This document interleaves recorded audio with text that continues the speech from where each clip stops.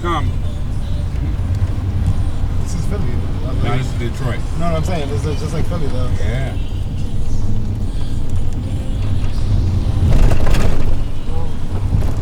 Woodward Avenue. Woodward Avenue is the first paved street in America. Woodward, which we get ready to go on now.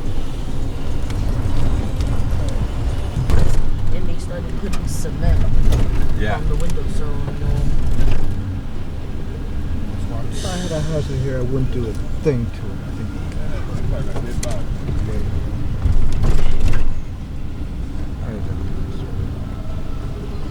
What a shame. So, park next to Justice car, the red car.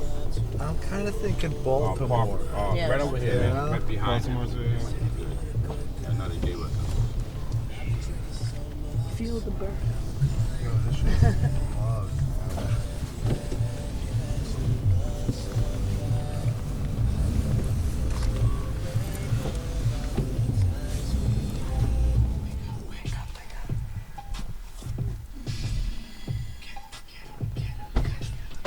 Okay.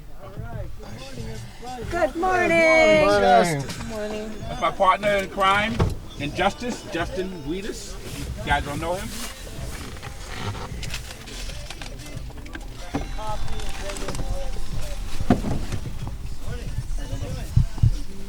Hi. Oh, hey. Good morning. Justin. Tim. Do we leave stuff here, take stuff? What's the deal? Should we take all our stuff out? Okay. All right. Documentation. Come with me this way. Careful, don't slip. Thank you. Okay. Weary traveler. Yeah, yo, what's up? Ryan, Wassett. That's right. The historic Temple Beth El, the house of God. Yes. For all people. Party bus. Hey, it was beautiful, man, knowing that we had a warm welcome coming here. You know what I'm saying? Just right. go on in and then down the stairs on your right. We got some breakfast for you.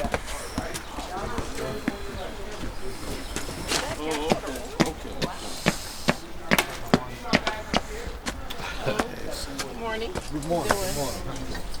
Good morning. Hey, good morning.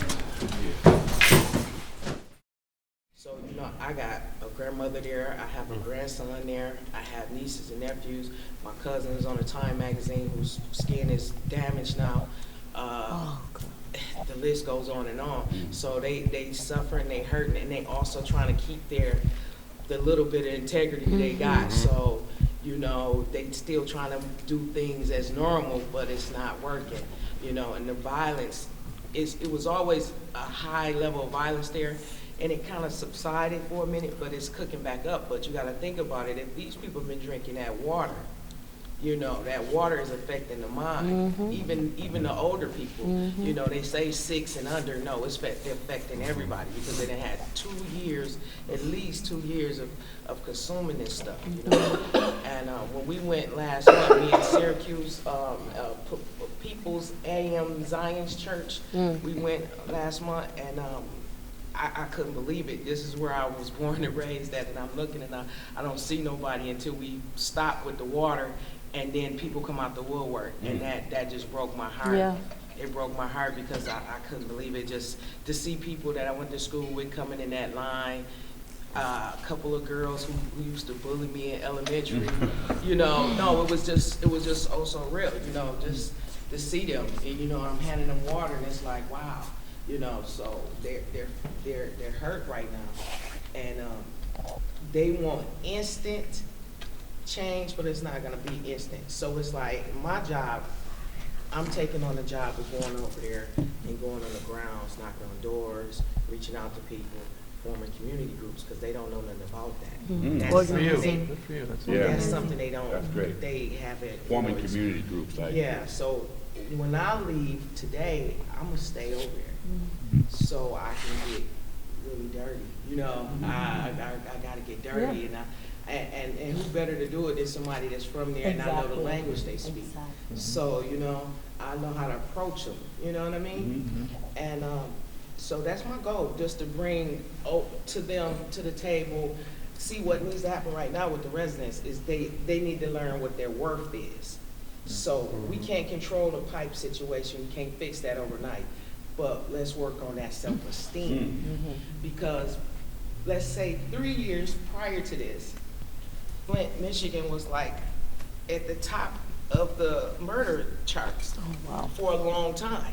For a long time. That was a theme over there. Rest in peace everywhere. So my theory is this, you know, I'm just playing the devil's advocate.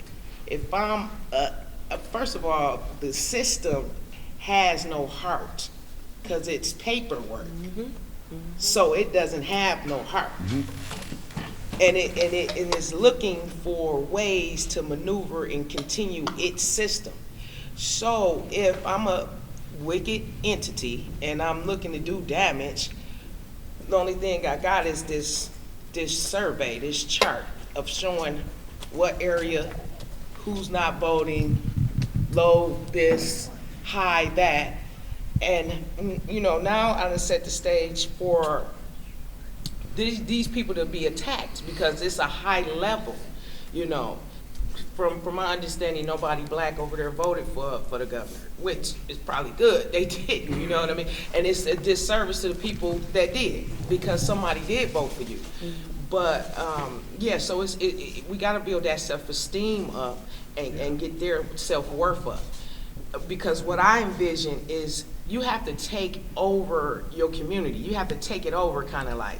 You kind of have to break the rules a little bit. You know, where they say, oh, no, you need a petition for that. No, just do it, and then let them come do something magnificent with that space. I don't care if it's just an empty space, plant a garden, do it on your own. You know, and that's what I want to enforce to them. You have to take initiative. If you don't, you can't expect a system that's not built on love and compassion anyway to have love and compassion for you. And so you're doing yourself a disservice, but you want proper service from a system. It doesn't work like that. It's gonna give you what you give it. So I wanna push that to them. See, you know, a lot of people over there is about money. Even the people that's in poverty. It hurting my feelings to hear, you know, it go national. You know, it's poverty over there. They're poor. I haven't met a poor person over there, and I was born and raised over there. I was just talking to my grandmother not too long ago about it, and I said, why did you label us as being in poverty? Because I couldn't understand that when you bought a $600 lamp. You get what I'm saying? So that's not poverty to me. Poverty is not standing in front of a store waiting on it to open so every last one of y'all can get the same shoe that costs $200. And that's what just happened in Flint the other day, and somebody posted a picture up, and my heart skipped a beat because my thing is this. I don't care if they're doing it in Chicago. I don't care if they're doing it in Minnesota. You guys are in a crisis. All of y'all standing there, so that means that's 50 people with $200 in their pocket.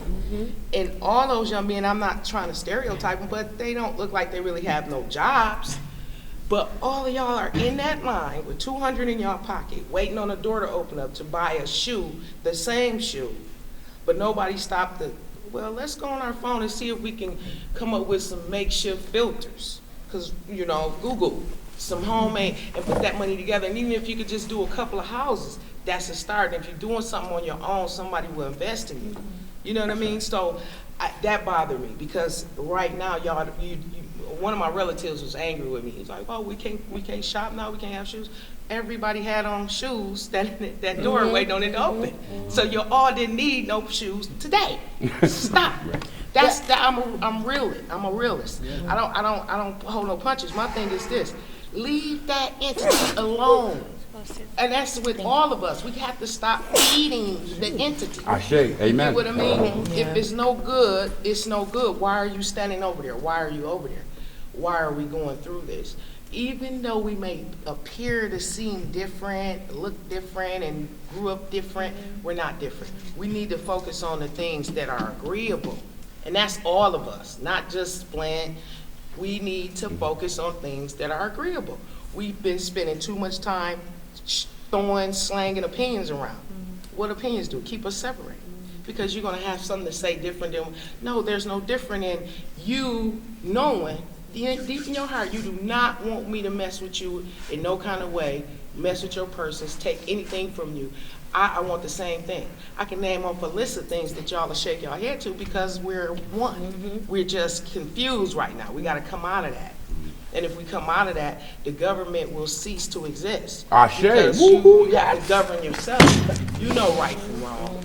And if you choose to do wrong, whatever wrong is, then you must want it to experience that. You know what I mean? And so what needs to happen, as far as I'm concerned, is the residents have to build their self-esteem up. They have to take charge of their own community. For the ones that want to stay there, they got to be willing to change. See, a lot of them upset about the water, not because, oh, you're poisoning me. Oh, because you messed up my feng shui or what I was doing before I figured out I was getting poisoned. See what I'm saying? So get them pipes fixed so I can go back to what I was doing. No, change has came. It's terrible that you got poisoned or the water is poisoned, but change has to come. And you think about, I don't want to say God per se, let's say the universe and all the things that that area was at an all-time high of suffering and death. Something has to come to a head. Now, it's not fair that they poisoned them, but something had to come to a head. And for that short little bit of time, those people came together. You know, they came together and they embraced each other. I'm just keeping it real. I seen Caucasian brothers, suited and booted, in that line getting that water. I seen all types of different people, and I'm looking, I was like, so y'all don't see where y'all the same at? Y'all still don't see that.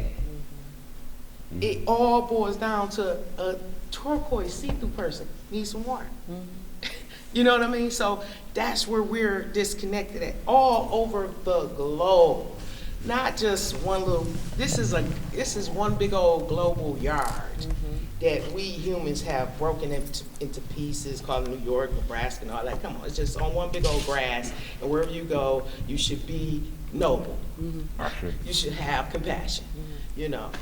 So this is a long haul. I don't know what you guys really gonna get out of it, but it's a long haul.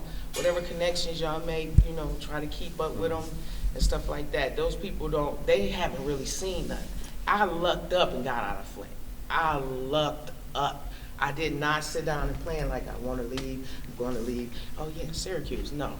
Somebody begged me to ride with them, and I didn't want to go. Wow. Because somebody else was moving over there, and they wanted me to, you know, help. And then we would come back in 2 days. I didn't know I was going to drop a tear over there on a Friday night at 10:30 because I could hear a pin drop. I didn't know that. And it was so sad, you know, as I cried in Buffalo because I wanted to know, was we going to Manhattan or something, because something I had never seen. And like, oh, we're going to Syracuse. I'm like, oh, all right, this is a busted trip. But get there, and I loved it, and I didn't want to return. I had an expired Michigan ID. I left all my children in Flint, and I did not want to go back. I'm like, hey, I don't want to go back, and hey, some kind of way we're going to figure out to get them back. I didn't want to go back. It was because of my own personal life and all the horror I went through there. I just wanted to get away, and it just hit me, and I did, man, I pushed grocery carts and everything in Syracuse. That's something I would have never done in Flint. I would have never picked up trash in my community over in Flint. Just, because the mentality. Somebody see you picking up trash, they talking about you. Yeah. You get what I mean? But now that I've been away from that for 12 years, and I've been in another community, and I've helped it come up. The Near West Side Initiative, the Gifford Foundation, Pro Literacy, look me up. I done put in work. But in my soul said, you gotta take this home. I didn't know when and why, you know, with my soul.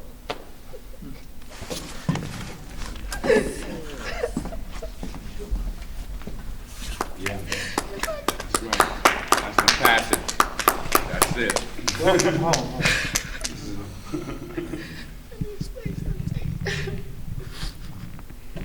I left with a poor mentality.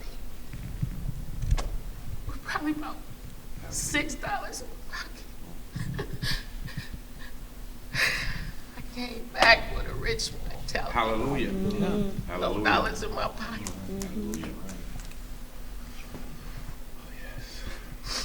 Yeah, it doesn't take money to be noble.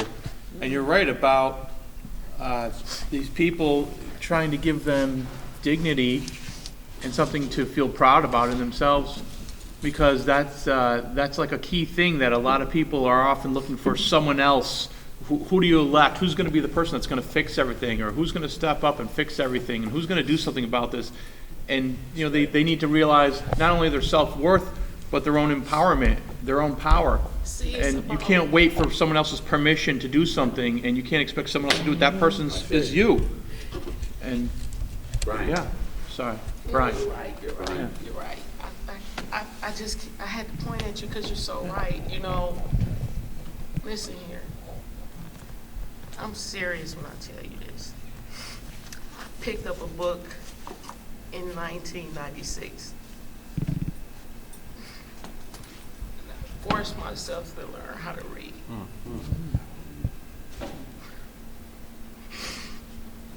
I don't have no high school education, no college education, or nothing. But I thought about it. Do I need any of that? Do I need any of that? Did I need any of that at 13 when I had 5 kids for the whole summer of 1985? Did I need that? No. It's in my DNA. I'm every word you can read. I'm every word you can read right now. Y'all don't even understand. I'm motherless and I'm fatherless, and it's been like that for a long time. A lot of people over there in suffer from that same thing. Abuse, mentally, sexually, all of that. And all they had was GM. And they banked on that. They banked on that. And before it was all said and done, every person that worked in GM was a drug addict.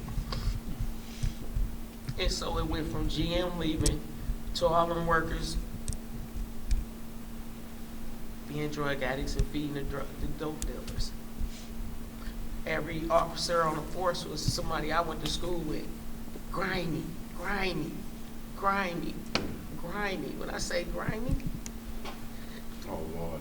go snatch a drug dealer and all his money and go back to a dice game with their suit on. Because they know where it's at, because this is what bothers people in the inner city. Whether they know education or not, this is what bothers them, because one thing about being on that low level, you know and see it all. You may not put the words together to be able to present it to those hierarchies, but you know and see it all. You know and see it all. And this is why a lot of them people don't vote. Not because they necessarily can't read. Do they have anybody to vote for? This governor, It's who else is there? A viable candidate? but you gotta look at it like this. In reality, do you trust me? Do you trust me? Just not. A lot more now than But when I first in met you. reality, you didn't know me. Yeah. I don't know you. You can tell me all day. Yeah, I'm gonna make sure I keep Pampers on your doorstep every first of the month. Yeah, that's what I'm gonna do. I'm gonna provide that. We from the streets. I don't trust my right hand man. There you go. I don't trust him, her. I don't trust him as far as I can see him. I don't even know you. I done seen a couple commercials. You pushed a couple good things around the room, but that ain't enough. You about to take over the country. You see what I'm saying? That's not realistic. When in reality, each person should be able to govern themselves. That's it. Amen. Each person, and if you don't do it right, you get dealt with. So many people attacked me and got away with it. Should be in prison or dead. I had to sit up and look at them, and right now, my attackers is in my family. I had to leave my whole family. The people that raped me, molested me, left me with babies, they got my whole family. And I still have to smile with them. This is what's going on deep up in the crevices. Forget the water. I'm a prime example of what's going on over there, what's done happened over there. Yeah, but see, now your story is you left town, you got perspective that they don't have. You know there's something else that's out there. And I- instead of coming back saying, hey, let's kill everybody and imprison everybody. You're coming back with a positive message to give you light and feel good about yourself, and that's what you're going to hopefully spread. That's going to be your message. So You know what I wanted to do too? Yeah. Because everybody been pushing me over in Syracuse. Not everybody, but certain people like, oh my God, you got 4 books out. You got a movie out. You're working on another movie. So you hear those things, you think material. You think monetary. 95% of what I did, I ain't got paid for. Because when you're doing it for instant gratification, God leaves the room. I never had nothing anyway, so I ain't tripping on none of that. I'm not tripping on that. What I want people to know is you valuable right where you at. I live in the projects in Syracuse. People are here in Flint, they think, oh my gosh, I'm still the same person. I done opened my mind a little bit more, but I'm still the same person. And I realized, no, you profound from that hole you in. You can't get out the hole, go somewhere, get profound, get to the house on the hill. Then, yeah, no, it don't work like that. I realized I don't even want a house on the hill. I want a clothesline. I want a butterfly card. That shouldn't cost me much. You know what I mean? So it's finding out what you're worth within. And once you find out what you're worth within, it'll come out and people will respect you. I'm not trying to brag, but yeah, it blew my mind when a professor called me on a Sunday saying, Mother Earth, what should I do? I don't know. All I know how to do is make cornbread. Ask me. He's like, no, you have the answer. I mean, hey. You know what I mean? When you get to that point, you know you made, everybody in your circle should be 10. I want everybody around me to have more than me.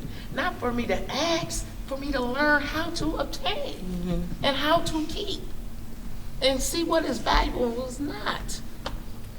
So no, I don't have no Michael Jordans to put on my feet. That's not important to me. A shoe is important to me. What it say, how much it costs, no. Because it's some nice, well-dressed wolves out there. So that don't mean nothing. And then you have all these big old huge words, and then you find out, oh no, it's got 100 meanings. Well, which one is you on? Which meaning from this word is you on? You might be saying, oh yeah, I'm on meaning 1, but you might be on meaning 7, and meaning 7 might mean a whole totally different thing of what I'm thinking. That's what an adult learner goes through.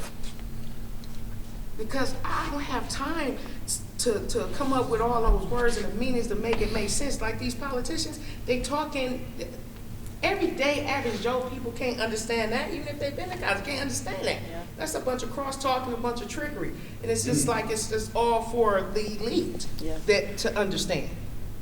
I don't care who nobody is voting for. I want you to think like we just should leave them polls empty. Yes. What would happen? What would happen? Seriously, y'all, let's think for a minute. Yeah. What would happen? I know y'all got y'all little picks, but what would happen? What would happen? Yeah. What would happen to y'all, us? Well, y'all, because I don't know. I'm just keeping it real. What would happen if nobody go to the poll? What is they gonna do? Come kill everybody? Cut your checks? Stop your Social Security? That's all an illusion anyway. What are you scared of? I mean, seriously, none of them are real. They're not to be trusted, not one of them. Nothing's gonna change. The only thing that's gonna happen is what they planned eons ago, keep on the trucking. Just a new person to keep it pushing. That's it. System. Yeah. We give it energy. That's right. We give it energy. Somebody, a business person ran my name. He's like, Mother, it's almost like you don't exist. I know. I know. What's going on? No driver's license. I don't want that. Harriet Tubman didn't have it. Stop playing with me. Use your limbs more. Walk slow. Take your time. Time ain't real. That's why everything is happening so and chaotic because everybody on the clock. Oh, gotta hurry up. No, you don't. That's right. Not when eternity is right here. Come on, you know that. Look at him smiling at me. Eternity is right here. We pay attention to the clock because we got so much unnecessary stuff to keep up with. And time is running out for it anyway. So we do need a watch for that. You know what I mean? We have the illusion of control. What's stopping us? But we'll say this and we'll still go and feed it. We'll give it life. A car can't move until you get in it. As that, the dynamics is, it's gonna be years before that water get fixed. So what's gonna happen to the people that's there? What's gonna happen to the little people? My theory is anybody with little kids should get out of there. Show them baby something else. Not, oh no, this is where I'm born and raised. Okay, it's over with. It's not the same no more. So get your babies. I got my children out of there in the nick of time. My children are grown, and they, you know what they thanking me for? Because I didn't buy them nothing. I promise you, I ain't buy them nothing. I didn't buy them nothing. I gave them $1 million worth of knowledge. I told them, I don't know what's going on here. So we gonna stay in the house, sit on the couch, and I talk. Right now, them children thanking me, them grown-ups thanking me. Love you for the knowledge. Yeah, that's all I had. That's all I got. I don't know if Jesus is real. I don't know if all these different entities are real. I know I'm real. I know what I feel. I know that something ain't right here. You know, at 4 years old, I couldn't read, but I knew when I was violated sexually, that wasn't right. That didn't feel right. That shouldn't have happened. My mind was blown. My mind was blown. And not just mine, there's other kids, other people grew up in that same environment. And we keep passing them the same ritual, same excuse. That's not fair. It's not fair. We gotta make a real universal change here. It cannot continue to be the same. We can't keep going with this black and white thing, because I ain't been a black or white person. That's all I'm saying. This is white, and right? Is that white? Is this? Yeah. I ain't met that color person yet. This is black. Haven't met that color person yet. And then on top of that, there's so many other people and colors and mixed all up. What are we doing? See, this is what makes it look foolish to a little person. We had a community meeting in Syracuse, and this 7-year-old, room full of adults, like, speak 7-year-old, she was like, yes, and I would like this to, community to come together. And she was like, not just Syracuse, she's like the whole world. I said, a 7-year-old, come on, guys. Can we leave now? Yeah, right? Can we leave now? What are we holding the meeting for? She just said it. We should vote a kid in as president. Mother We probably Earth, have Mother a damn Earth, good, better time. Right, be more honest. Yes. Amen. So, yeah, that's my job. I'm going to get dirty. I'm going to knock on doors. I'm going off in the trenches, drug dealers. I'm going where the homeless people at. One of my kids' father, he sleep on not inside of in the house, he sleep on the porch. I'm going to that porch. Him and his girlfriend sleep on the porch. I'm going to that porch. Going to that porch.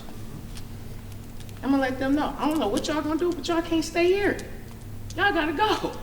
Y'all gotta make a different move. I don't know where you're gonna go. You can't stay here. A lot of my family over there, they kind of dislike me a little bit because I'm raw.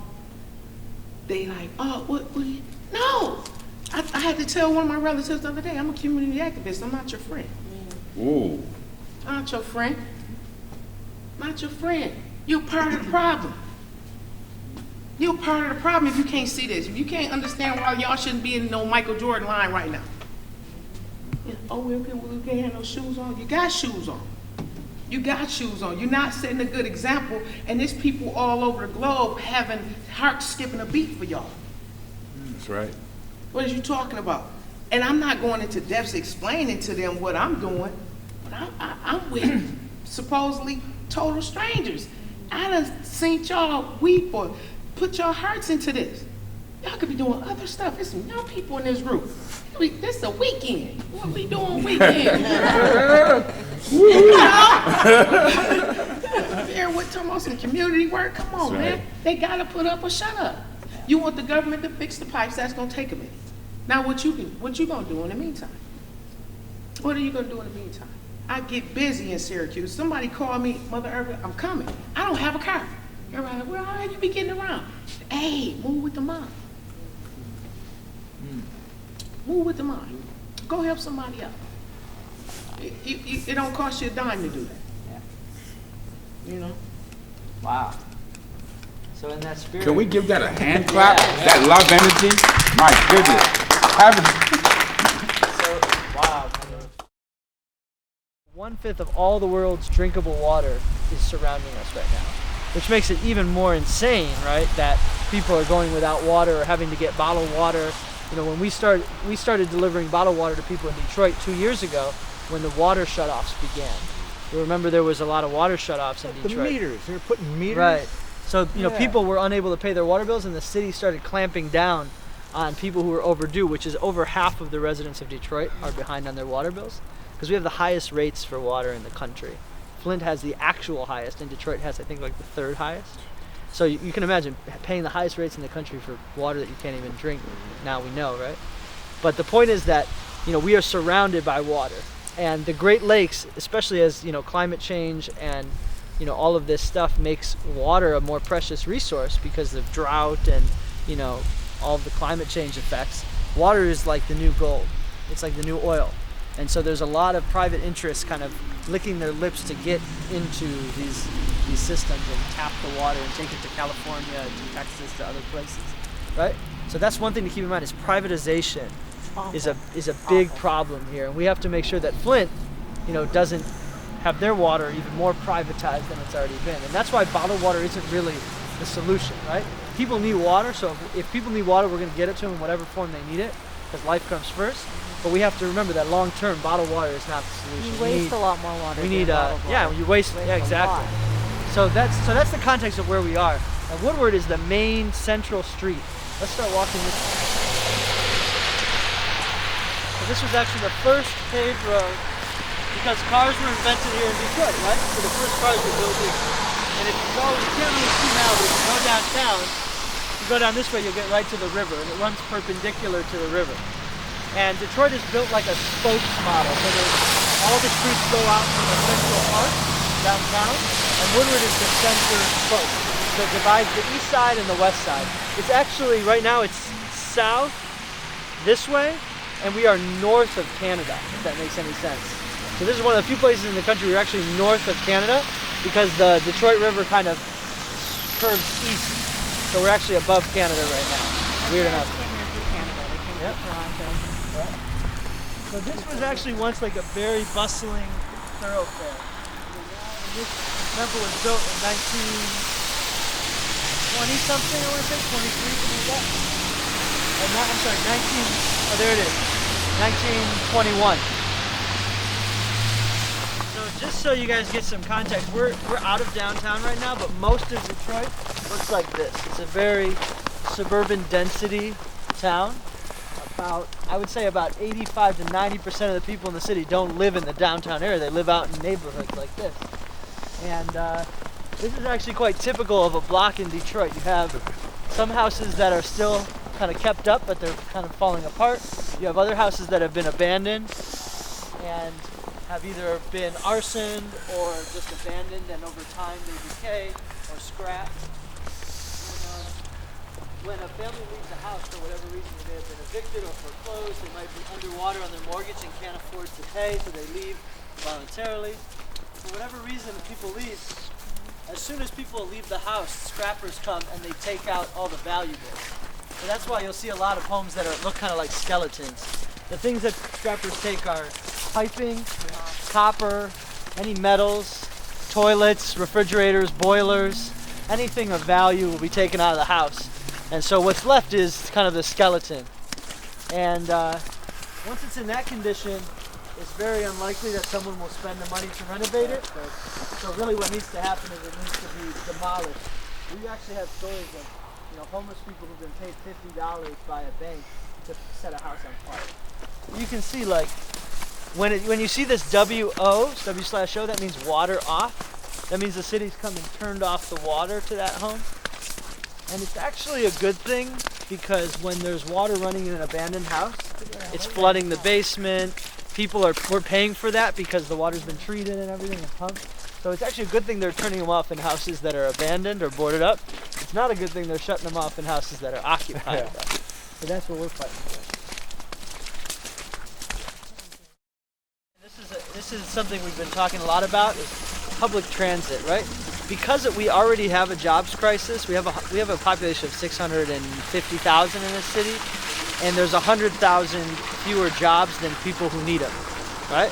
So you're talking about really effective unemployment at about 25%. The official number is 11, but we all know that not enough people can find work to pay their bills, right? So you might be working in the informal economy, you might be scrapping, you might be dealing drugs, you might be doing sex work, whatever it might be, because you can't find a job in the proper economy, in the real economy, right? The formal economy, not real, but the point is that one of the reasons why people can't find jobs is there's a disconnect between where the jobs are and where the people are. So in Detroit, if you look at downtown, about 70% of the people who work downtown live in the suburbs, right? So people commute into work in downtown, right?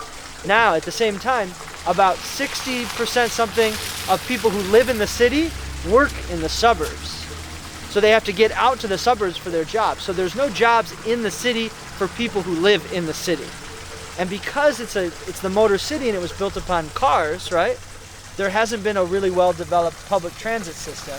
And the suburbs have been reluctant to fund the regional transit system because, and they don't say this, but what we all know is that they don't want people in the city coming out to the suburbs and taking their jobs, right? So there's been a lack of cooperation and regional planning to be able to make sure that people can get to jobs. And you might think, well, everybody has a car, it's the Motor City, right? The reality is that almost half of Detroiters don't have a car. They can't afford a car, right? The costs of having a car are expensive. A lot of times people who get caught up in the criminal justice system get their license suspended and can't pay all the fines and fees to be able to get it back. So they're left either driving dirty, as we call it, right? Having to drive without a license or not driving at all. And so there's a lot of carpooling and things, but it's still insufficient. And so we're starting to make progress on this. There's been a new investment in the bus system, which is good, but we need a lot more. And then also along Woodward there, they're building what's called the M1 rail, light rail. And it's basically like a 21st century streetcar that goes up and down Woodward and hopefully will go all the way out into the suburbs eventually. So there's some progress. People are realizing that we need public transit, that it's not right or fair or workable to have a system where people can't get to jobs, even if they want to work, right? So we're getting some progress on that, but there's a lot more work to be done on that. So we're actually moving from a neighborhood called the North End into another neighborhood called Boston Edison. This is a historic neighborhood, it's an historic district. And a lot of the people who were involved in the building of the temple that we're staying at lived in this neighborhood. It was an affluent neighborhood, and you're gonna see there's gonna be a stark change in the types of homes just going across this one block. So start to take note of like the architecture and what we're seeing as we cross just over this one block.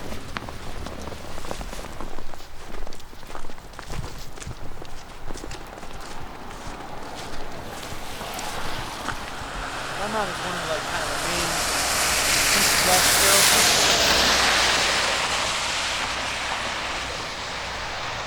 divides this neighborhood. See, I have an art scene going on, huh? Yeah, there's a lot of really cool street art in Detroit, whether it be like, graffiti or street art on buildings or public art projects. There's a lot of really cool stuff. This house behind me is called Misfit Manor. It's a co-op, and the folks who started Occupy Detroit live in this house. Oh. And Thomas Edison stayed in this house. Really? There's a lot of history here. They used to walk together. Rabbi Franklin would walk to the temple, and Henry Ford would walk to his plant where he built the Model T. So Rabbi Franklin and Henry Ford kind of fell out at that point. But until then, they were friendly. Henry delivered a new Model T Ford every year to Rabbi Franklin, and they were friendly. The desk, actually, Rabbi Franklin's desk, I inherited from the old temple, and I actually had it in my office for my nonprofit, but then I donated it to the pastor here, who you might meet later. Mm-hmm. And that desk, Henry Ford probably sat at that desk with Rabbi Franklin. So there's a lot of history here. Yeah. Everybody heard about him being anti-Semitic, but I didn't know he was like. Yeah. Complicated person. It's unfortunate because he was also friendly to the Nazi regime, to Hitler. Yeah. So. So were the Bushes. So let's head over. Why don't we go ahead and head this way? and we'll walk back out to Woodward. But like I said, this neighborhood is a historic neighborhood. It's actually really beautiful, and there's not a whole lot of abandonment in this area. And it is a diverse neighborhood. It's racially mixed. It's a lot of older folks, but there are some young folks in the neighborhood. So there are certain parts of Detroit that are kind of stabilized and doing all right, and this is one of the neighborhoods. This is Elder Steve. And what should they call you? Steve. Just please. Steve. No elder too. I just call him praise him. Praise him, right. Because that's the word that I always hear come out of his mouth. Praise him. That's right. That's just because I love the Lord. That's all. If you would like a tour, just ask one of the guys, and we'd love to give you a tour. Because it's so much more to the building than just the sanctuary. Right. Amen. Yeah. Amen. But if you haven't seen the sanctuary yet, you absolutely should. Just ask one of these guys, and they'll show you. It's an incredible space, and it's going to be renovated back to its former glory and better. Hi there. You guys dance beautifully. Thank you. Oh. So this is really like a gem of Detroit. For those who haven't seen it yet, it's really an incredible space. This is formerly Temple Bethel. It's the oldest Jewish congregation in Detroit, in Michigan actually. And it was the home of Temple Bethel until 1971. And Temple Bethel moved out to Bloomfield in the suburbs as the Jewish community moved out of Detroit. And now it's currently occupied by the Breakers Covenant Church, which has been working with Temple Bethel, which is actually my Jewish congregation where I pray. And my grandparents actually were married in this chapel here. My grandparents, 55 years ago probably. And it's being renovated through an interfaith partnership back to its glory, because as you see, there's been some water damage. There's been some scrappers have come in and taken things, so we're actually restoring all the pews and everything. But it is a functional church. The church meets in the auditorium across the hall right now as we renovate this space, and hopefully within the next couple of months we'll have this back, starting to come back to its former glory, and then it can be used by the church, it can be used by Temple, it can be used by the community for events. We hope to have concerts here, we hope to have weddings here again, so it's really a beautiful place. And if you look up on the walls, just a little history, all across it are different sages and prophets. You can see over here all the prophets, and then there's some sages and wise folks here. They painted like some brothers are up there. Yeah. It's good. You know what I'm saying? But the original, if you look at the original paintings here, like for example, this one on the far end here, that's an immigrant coming into Ellis Island, right? So the imagery is very much of, immigration, because that's what the Jewish community was going through at that time, early 20th century, So it's really it's indicative of, what the community was feeling at the time. So we're working to restore it. This is Woodward out here. It faces out to Woodward, those beautiful columns out front. Those doors will be renovated and reopened eventually. And we'll be back to praying together.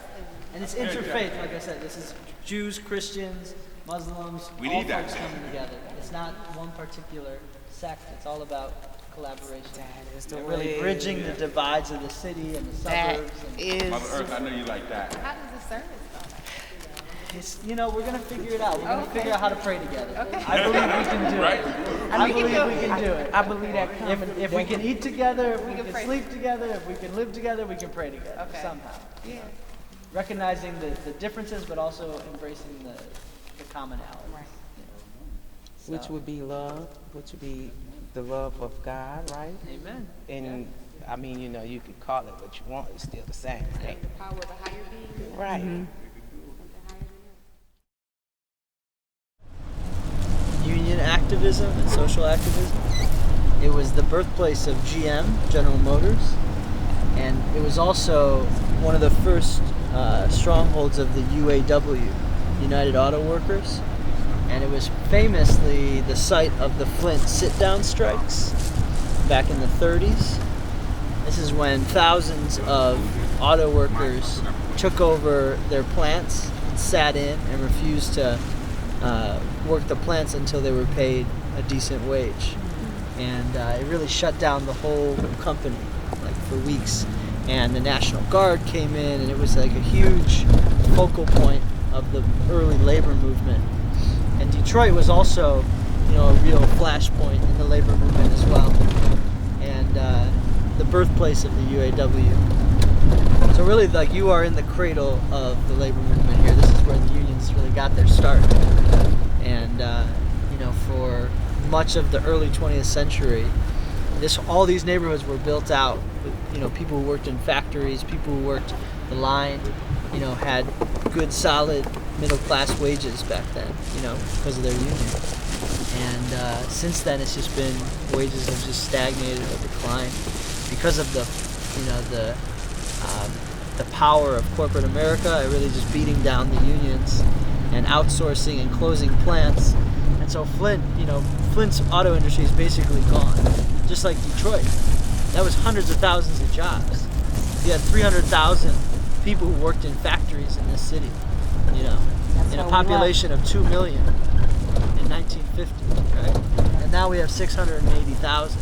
So 2/3 of the people have left. Yep, we left. Yeah, They lost a job.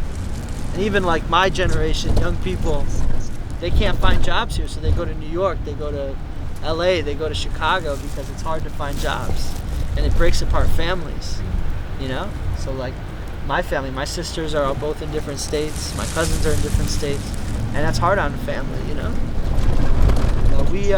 We're trying to rebuild some of what that era had, the greatness of that era.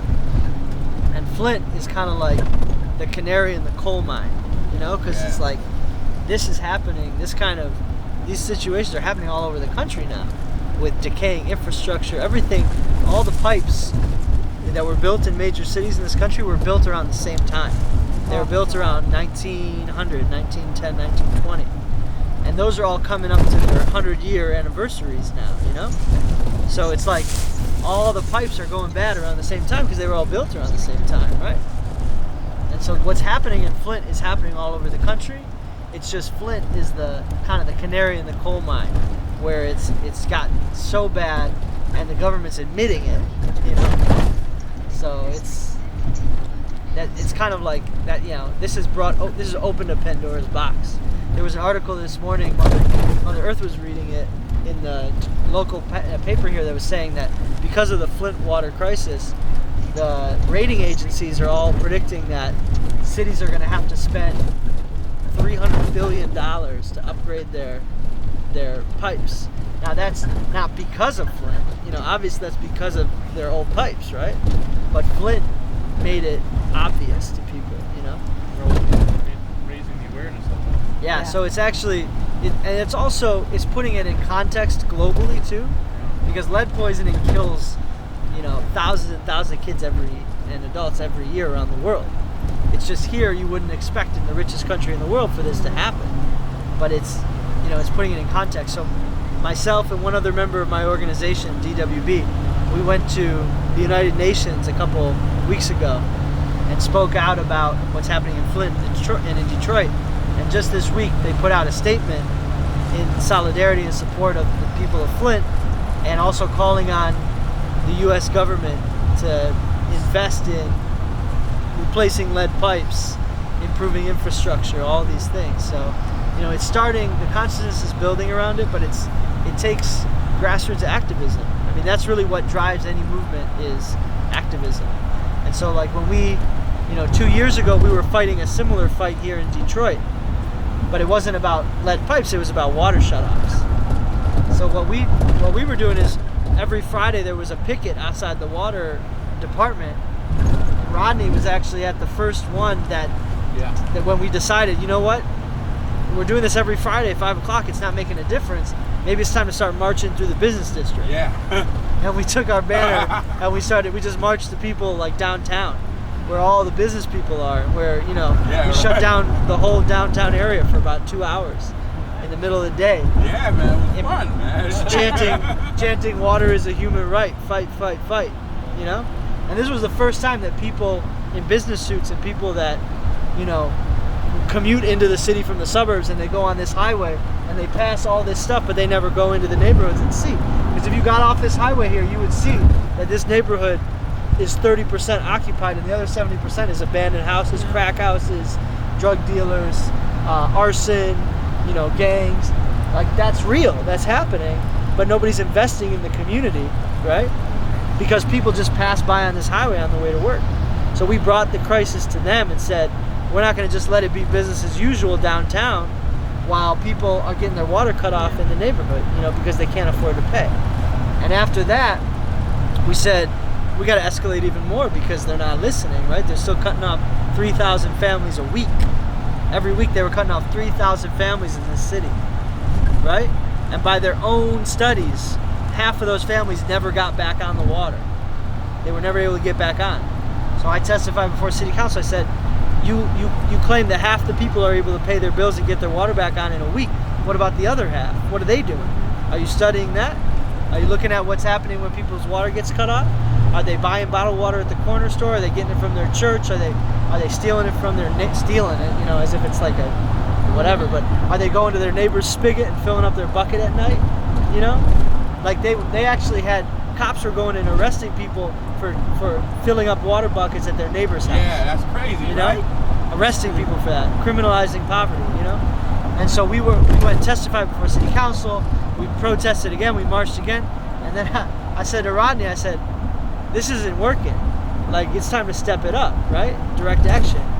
So we got together with a group of other, activists in the community from organizations that have been working on this issue for many, many years, much longer than me. And we said, what can we do to escalate the situation? And we did a little reconnaissance, and we found out that actually the water department has a private contractor that's doing the shutoffs. They had laid off so many city workers because of the budget cuts and austerity that they didn't even have enough workers to shut off the water on the residents who were behind on their bills. And we talked to city workers who said they wouldn't even do it if they were asked to do it. So they had to hire private contractors from outside the city, mostly white, to come in and shut off the water on mostly poor and African American people. 85% African American city, right? So shut that shit down. Yeah, so what we did is we went and did some reconnaissance. We said, well, where are they working from? And we found out that there was on the east side a warehouse where they kept their shut-off trucks, because you need a special truck to go and shut off the water. You need to have this special air compressor so you can get down into the ground. You got to dig out. A lot of times there's sediment and stuff, and you got to get a special key in there, and you got to turn it to shut the valve off to the house, right? So they had special trucks and everything, and they parked them in this one warehouse, and there was only one entrance and exit to and from this warehouse. So I said, I got an idea. So we got together with some folks. We did a direct action training, nonviolent direct action training, how to get arrested safely, peacefully, all that stuff, right? And then at the end I said, if you want to be involved in an action, stick around. About 15, 20 people got together, and I said, we scouted out the water department. They got their shut-off trucks leaving from the east side. They leave about 6:20 in the morning. They leave early so that they don't face any resistance from the people when they shut off their water. So people wake up and their water's off. They don't even give them notice, like so they can fill up their bathtub or something just to have some water, That ain't right. They shut it off at 6:20 in the morning, so they leave at 6 a.m.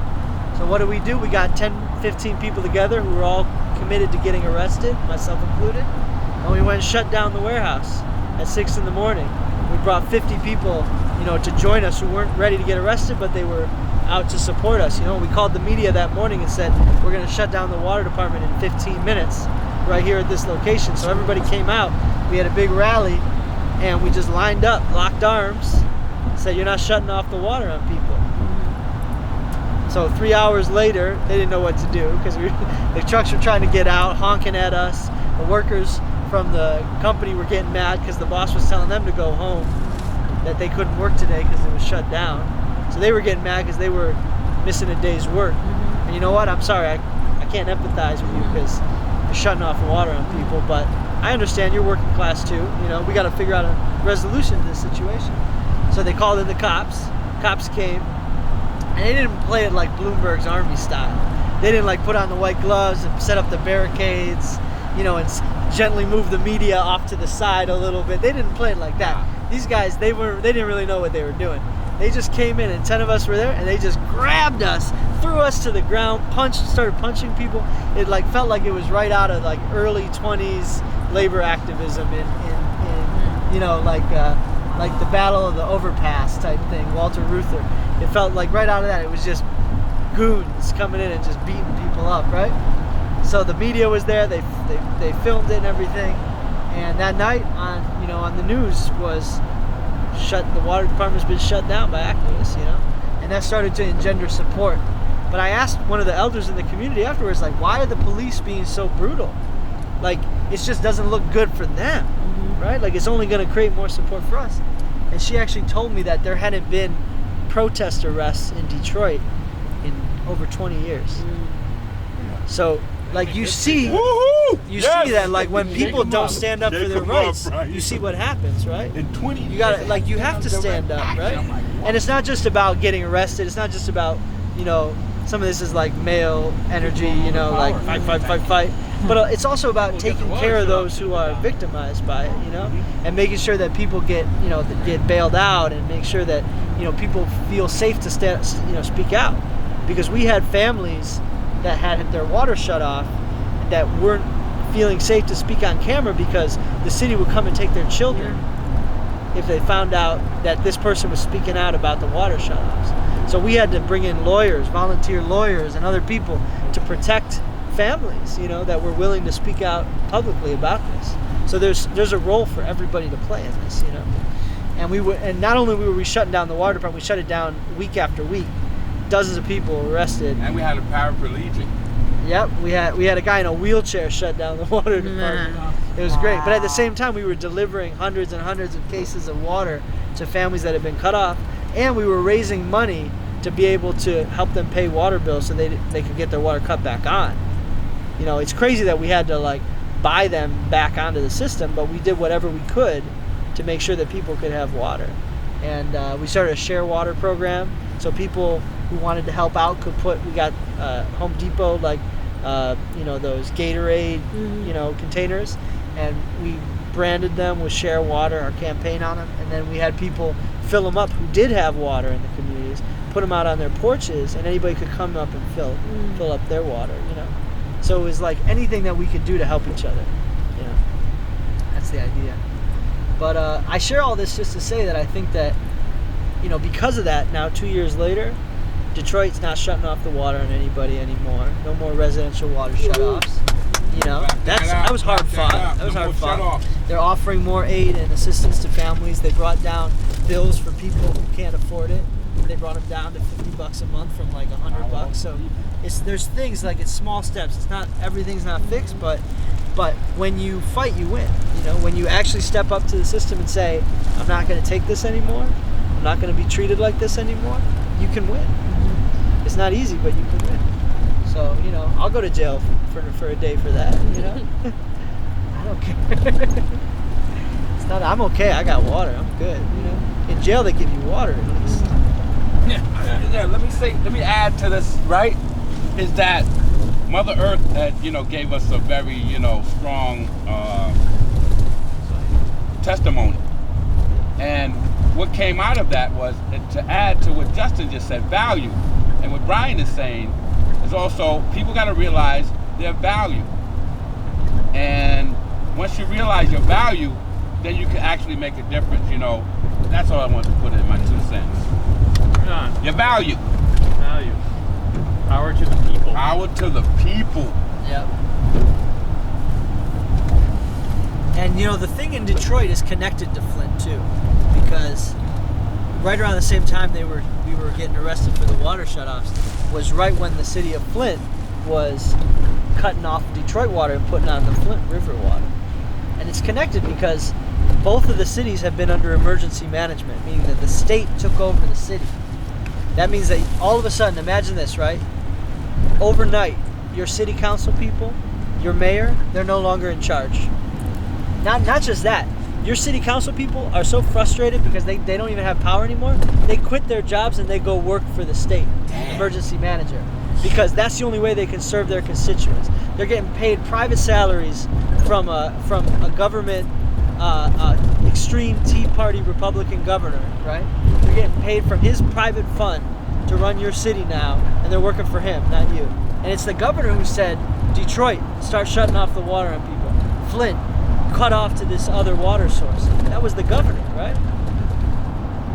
And in a way, it's a kind of punishment. It's a political punishment for this city doesn't deliver Republican votes. Flint doesn't deliver Republican votes. So what do I care about these people? Let them starve. Let them not have water. Let them drink poison because they don't vote for me, you know? After Scott Walker destroyed collective bargaining in Wisconsin, Rick Snyder brought it here and got this to be a right-to-work state. So you have to ask, how did that happen, right? I'll tell you how it happened. All of the people that were voting Democrat in this state have been disenfranchised. Detroit, Benton Harbor, Flint, these are Democratic and progressive strongholds, right? And you, in a city like Detroit, when you take away the vote from people, even if you give it back, people don't trust the system anymore, right? So they're not voting. The voter participation in the last election in Detroit was like under 15%, right? So there are less people voting in Detroit today than in some of the small suburbs, you know? And that has everything to do with disenfranchisement, you know? You can't vote if you're a former felon in Michigan unless you have paid off all your fines and fees and get this whole process. There's a lot of voter disenfranchisement happening in this state. We're trying to open up hearts. We're trying to open up people's hearts and say, this could be you. You know, you could find yourself underwater on your mortgage. You could find yourself one day unable to pay all your bills at the end of the month. So which ones are you going to not pay? You know? And if it's the water bill because the water department hasn't been as strict about, you know, enforcement, and you can get away with that for a month or two, then you do the same thing, right? Because you have to make tough choices. Education, food, rent, groceries, water bill, electrical, gas, TV, you know? Like, no one should have to choose between those things. So. What gave you the idea to start a nonprofit? What was the reasoning behind that? Yeah. Well, I mean, I think I would call it a rebel nonprofit, to be honest. I mean, we don't operate like a typical 501c3. We definitely follow all the laws and Uncle Sam and all that, but in terms of our philosophy of how we operate, it's much more grassroots.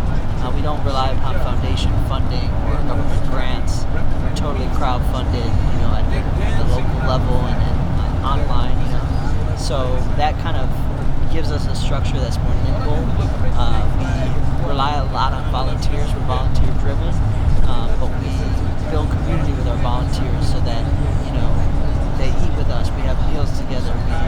We canvass communities together. We basically built up the nonprofit as a vehicle to serve the work we were doing, rather than trying to build something that would just sustain us and pay us salaries, you know. We recognize that it's difficult to be in this work and build an organization that can actually sustain people, can provide people with stipends or salaries, but we're trying to, you know, balance that with the need to really be effective and to have something that's sustaining, and also that anybody can engage with. So, you know, we want to serve the people. We want to be able to deliver food, water, whatever is needed to people. We also want to be able to train people, give people skills, you know, build community, network, all the kind of things that you would expect from a community organization, a community center. That's what we do. And so that the inspiration was really like a need for community building. Here we are, you know, 2 years later, not just working in Detroit, but also in Flint, and with partners from all around the country. What's the name? Detroit Workers and Builders. It's an offshoot of another organization I co-founded 2 years ago called the Detroit Water Brigade, which I am no longer running. I handed it off to my partner, who co-founded it with me, and I started this offshoot, which is specifically focused on job training, apprenticeship, community building, networking, to be able to, you know, advocate for and with the people of Detroit for a jobs program in the city to really rebuild the city. That's what we want to do. Have you gotten that off the ground at all, the training program? We have. We've started pilot programs. We've worked on a small scale to be able to do programs with homeless people, formerly homeless people. It's all kind of experimentation and learning and figuring out what works and tossing what doesn't work and moving forward. But we've built a lot of support in the community. The most important thing to us is that we're working with and for the community, so that we're not displacing or misrepresenting those who we wish to serve. We're actually working hand in hand with those we wish to serve, and also working in partnership with suburban organizations and faith organizations that don't necessarily know how to engage with the city, have fear of people in the city, or don't. They might feel a kind of what I might call like a white guilt or shame around working in a diverse environment because they don't know if they're going to offend anybody. They don't know what's right to say in certain situations. But what we bring it back to is like the common human element of like everybody has needs. Everybody needs food, water, shelter. Everybody at some level needs to be a part of something, bigger than themselves, a community, a family. And so we're building that community together. A lot of public housing in Michigan, guys, is not like the red brick high-rise that you see in New York. Right. It's like this. It's single-family housing units. That's good. Yeah. I think this is better. And a lot of it's been built more recently, like in the last 20, 30 years. So this is low income, affordable. Yep. This is Section 8 housing here. Hi, how are you? Come on, get by. Sorry. Okay. Thank you. Hi, how are y'all doing? It's a pleasure to see y'all. God bless y'all beautiful people. Thank God for y'all. That's a blessing. I wish we had brought more water. New York, so I got two to Brooklyn crew. Okay, This is then, my it's second so trip. nice. Okay, really? Good. God bless y'all. Bless you. The young lady was just mentioning that they haven't really got any water. I'm like, oh, this flooding water man that's coming. Y'all don't get. She said, no, they don't bring water here at all. No, because see, when we came last month, we was at like at the North Flint Plaza, and then a woman came from another complex from over there and walked us around there and said that they wasn't getting it, so we ended up over there passing it out. They're not getting it. Let's get our care packages out. Yeah. God damn, man. So we going in the building? They're going into, people are going into the Lisa office Man, and get man. water, see? And then take it, Good. Now, she works for Lisa office. She can tell us. Look at them pulling up getting it. That's so crazy to me. Well, we want to drop this off in there, or I wish I had brought more water. Yeah. Well, we could probably go to a store, a supermarket, or something that's got to be Yeah, around here. We can go stock Yeah. up and we're gonna van. So let's make Yeah. it happen. Damn, man. I'm gonna fucking call these.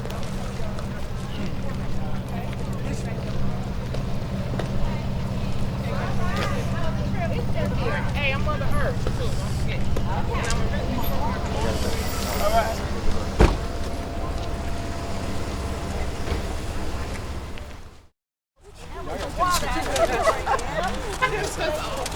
very fast-moving machine.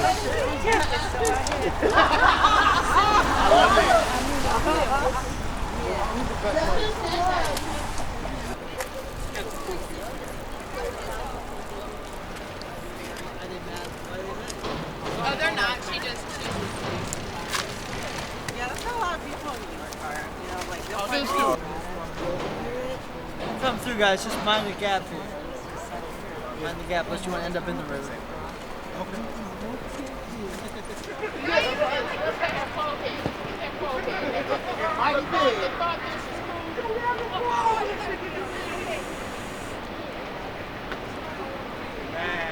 Where's Brighton? Drill.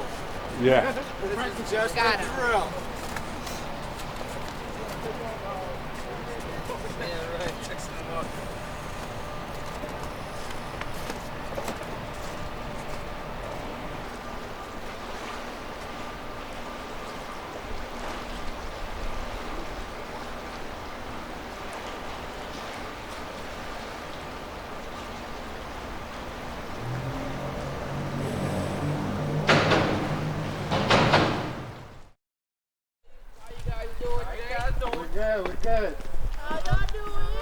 here showing love. We from Brooklyn. Oh, for real? Thank you. Thank you. We just finished doing some deliveries in other places too. Home of the Bronx. What up, baby? What up? Hey, man. How y'all doing? All right. How y'all doing? Good. You guys are doing a great job out here. Thank you. Thank you. How long you been out here? Man, I've been out here since 10 o'clock this morning. since I came out the womb. No. You know, It's just been that way. You know. Okay. Yeah. Oh, yeah. Go ahead. But Yeah, water. 1, 2, 3. Much respect to y'all, y'all. Thank you. Take care. Be you guys safe. have a good day. You too. Have a good You day. too. Water.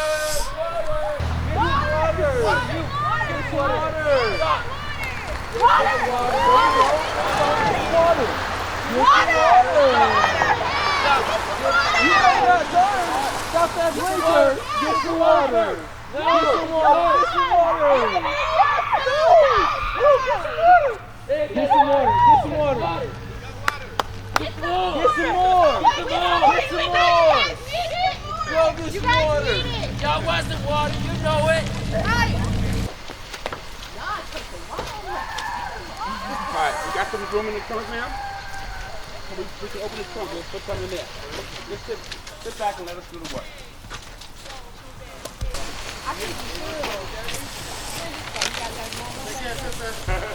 Pull that van up. Anybody sitting on that middle seat?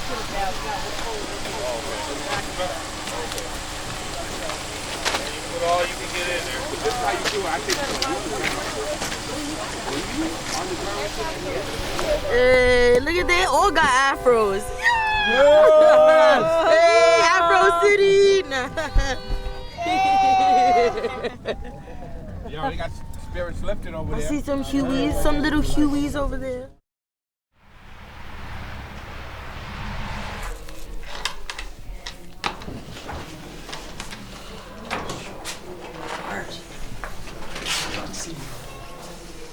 Just want to take a big stack in with you. That's okay.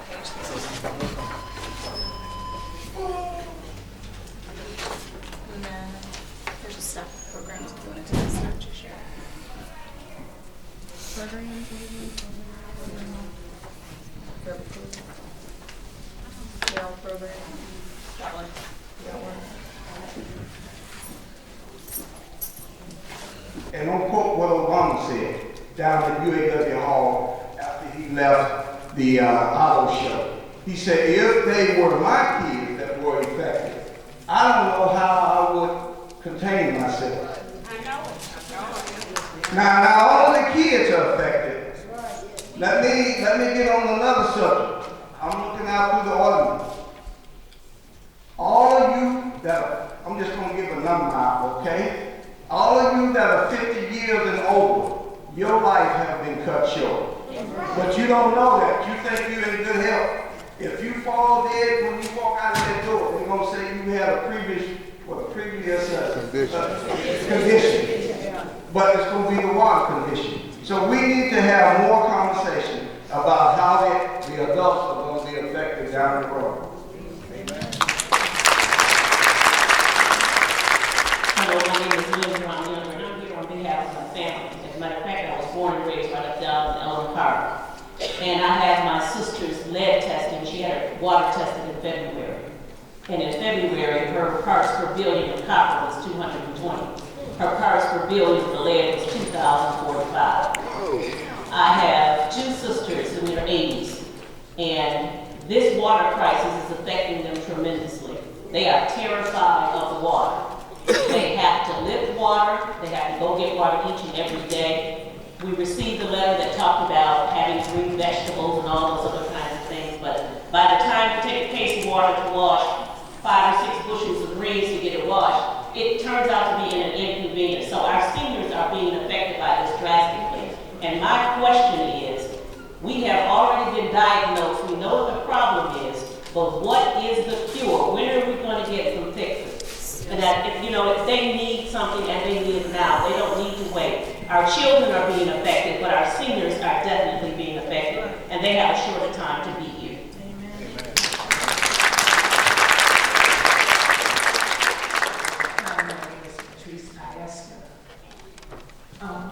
Shortly after they changed began having rashes on our hands because when you work in a hospital environment, you're used to washing your hands almost after you do whatever. I tried cortisone, nothing. They gave me a prescription, nothing. The third prescription worked, and I was hesitant to even wash my hands, but what I started doing was using Korea after I washed my hands, just trying to safeguard myself. Shortly after that, inadvertently, we had bottled water at the house because now we know we need to drink bottled water. And I wasn't aware bottled water was available to me. I drank a glass of water. Within 24 to 48 hours, I had severe stomach cramps, diarrhea. They found E. coli in my system. I do have a compromised immune system. And, you know, they said, well, you know, here's prescription, hopefully that'll work. You know, but it took almost a month for that to clear out of my system. And some of you all probably had situations and you hadn't even realized that it was the water.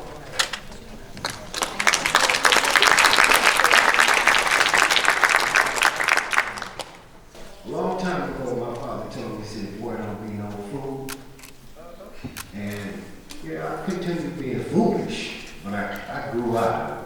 But the thing is, for a person or persons to violate God's creation, you violate humanity. And that's what's happened to all of us. We've all been violated. So I'm in line, if not the front. So I just want you guys to know I'm down for this cause. Whatever we have to do, put me on the front line. I'm assuming to die, and I'm moving forward. So y'all join me. Tammy Lauren, as a correction for my boys, their levels were actually 26, 21, and 13. Progressively, grades dropped dramatically. Behavior issues, personality changes. They're not the same children. And the effects, the effects that it's taking on its children is not right. And it needs to be stopped. And everybody needs to be held accountable.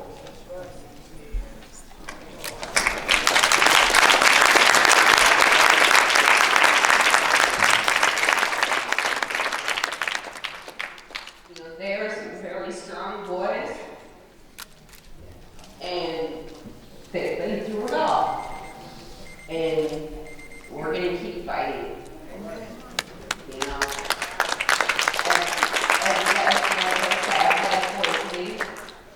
we all have skin conditions. We're going through it all. But when is the real issues going to be addressed? And that's the biggest problem.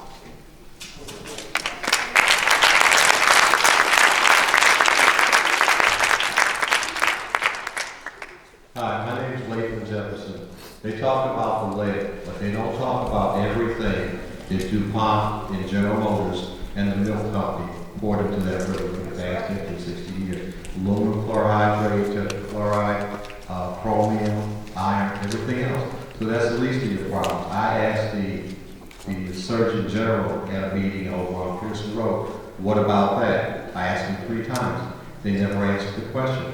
From what I understand, you're here in the back room today. Ask them again. You pull up these smartphones that you can peek out anything in the world, look up anything. Get on these smartphones and sit down one morning with your cup of coffee and start calling congressmen and state representatives all over the world, whether they're yours or somebody else's. If you've got relatives that live in another state, call them and ask them to call. I have a friend of mine that stays up off of Saginaw Page.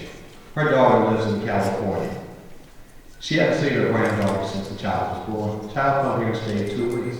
Child goes back for her school physical. That child has lead poisoning. This is not just happening here, affecting Flint. It is happening. Anybody that has came through and stopped in aid. My family's infected. I've got 30 members that live in Flint. I too have been exposed to lead, hair falling out, the rash. But my concern right now is when I took my 3-year-old little cousin to get his blood drawn, and his mother said, "Will you go with me?" The behavioral problems are just the worst we've ever seen. And we did get his blood drawn, but while he was getting his blood drawn, the thought occurred to me, what's going on with our blood donations? We did not have testing for the adults. We don't have a victims list. And what about the organ donations? Now we've got organs, we've got bones, we've got tissue that are frozen. These are not being checked. I asked U.S. Surgeon General Murthy at the meeting at Mark Carmel, February 16th. We still do not have an answer. It's business as usual at the blood donation sites. What's going to happen to that baby that's in Hurley at NICU and needs a blood transfusion and gets tainted blood? How many babies and people are that have gotten tainted blood or organs that fail? We have to be wise as serpents and as harmless as doves. But these water snakes, especially this one, we got to band together and we got to make them go. Yes.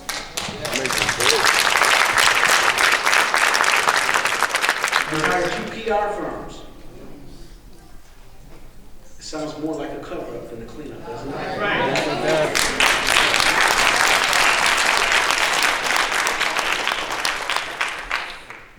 They knew for a long time this water wasn't safe for human consumption. That's right. Right. But they trapped us into that environment. Up on taking and stealing and robbing us of our democracy. In order to give us some semblance of a wholeness or restoring our democracy, the Department of Treasury, in some of these released emails, said it was going to give the city of Flint a $7 million loan to come out of receivership and move into a different transitional form. But the condition was that you could not go back to the Flint River water. No, I'm sorry, Detroit water. That you had to stay on the system that was poisoning you. But they knew. All right, I'm going to advise you. But they knew the water was bad. So I'm going to end by saying this before Pastor Cowboy taps me again. Let's start mobilizing. Let's start fighting to overcome the obstacles that's facing us for the health of our families. Thank you and God bless. Governor Snyder, we should not pay for our poisonous, toxic water. Reimburse residents 100% for their water since 2014. Governor Snyder, cat got your tongue? He's not speaking. Governor Snyder, elected officials, fix what you broke. Replace our water pipes now, all the way into our homes and businesses. Do it with Flint hands. Train and employ Flint residents to complete the work. And last but not least, most important, Governor Snyder, our families need to be healthy. Provide the systematic, accessible, and free health screening, blood tests, and the educational support necessary to help our children and families deal with the impacts of lead and heavy metal toxins now and in the future. A big thank you to Naira Sherry from the Democracy Defense League. I was having to go get like some, because I went back home to Boston for a day. I can see my fiance.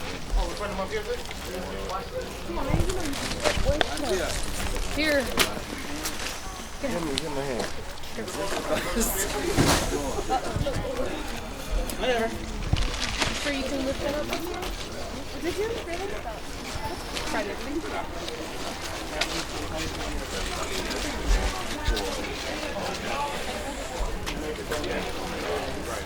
Yeah, I'm curious to hear your thoughts. Bob mentioned it. Bob and I. How you doing? Fine, man.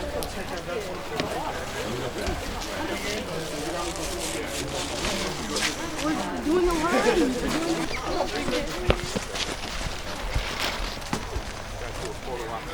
Got it? Okay.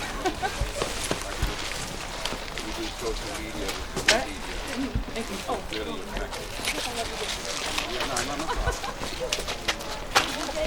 Oh, yeah. You, man. I'll take one of yours and take one of mine. You want mine? You're going to be outside the wiring. Not 100. For people not to start to take pictures of what we want. And we have a Hey, you sure you with that? All right. You got it. Good. I won't be able to attend, but I'm gonna like and make awareness and social media. Oh, are you? Yeah. Oh, great.